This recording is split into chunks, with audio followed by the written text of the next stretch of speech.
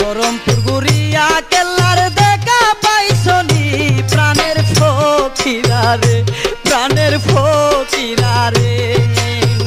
ধরমপুর গুরিয়া কেল্লার দেখা পাইছনি প্রাণের ফকিরা রে, প্রাণের ফকিরা রে। ইল্লাল্লাহ আল্লাহ ফজলে মওলা, এই হরমপুর কেল্লার দোয়াতা হোক, মানুগুরু বাসুক।